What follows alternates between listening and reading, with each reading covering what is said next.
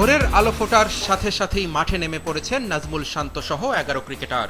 Australia সিরিজের আগে মিরপুরে হয়েছে ফিটনেস টেস্ট। ১৬০০ মিটার দৌড়ে নাইম হাসানকে পিছনে ফেলে প্রথম হয়েছেন মুশফিক হাসান। ফিটনেস ট্রেনার ইফতেখার ইফতির তত্ত্বাবধানে ক্রিকেটাররা নিজেদের স্টামিনার পরীক্ষা দিয়েছেন।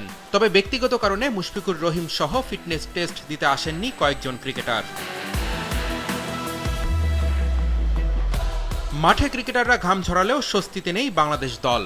ইনজুরির কারণে অস্বস্তিতে টিম ম্যানেজমেন্ট। জিম্বাবুয়ে সিরিজে চোট পেয়েছিলেন পেসার নাহিদ রানা। প্রায় ৮ সপ্তাহ মাঠের বাইরে থাকতে হতে পারে টাইগার স্পিড স্টারকে, ফলে অস্ট্রেলিয়া সিরিজে পাওয়া যাবে না তাকে। অন্যদিকে প্রথম টেস্ট খেলতে পারবেন না শরীফুল ইসলামও। অস্ট্রেলিয়ার মাটিতে নাহিদ শরীফুলের মতো পেসারদের না পাওয়াটা বাংলাদেশের জন্য বড় ধাক্কা। ইনজুরিতে আছেন লিটন কুমার দাসও। এই মুহূর্তে সিঙ্গাপুরে চিকিৎসা নিচ্ছেন তিনি। ১০ থেকে ১৫ দিনের মধ্যে সুস্থ হয়ে ওঠার সম্ভাবনা আছে লিটনের। সুস্থ হলে সিঙ্গাপুর থেকেই দলের সাথে যোগ দিবেন টাইগার উইকেটরক্ষক ব্যাটার। ইনজুরি ইস্যুর কারণে এখনও অস্ট্রেলিয়া সিরিজের জন্য দল দেয়নি বাংলাদেশ ক্রিকেট বোর্ড। রবিবার দল ঘোষণা হলে ২৭ জুলাই থেকে শুরু হবে ক্যাম্প, জানিয়েছেন প্রধান নির্বাচক হাবিবুল বাশার সুমন। ৩১ জুলাই অস্ট্রেলিয়ার উদ্দেশ্যে রওনা হবে ক্রিকেটাররা।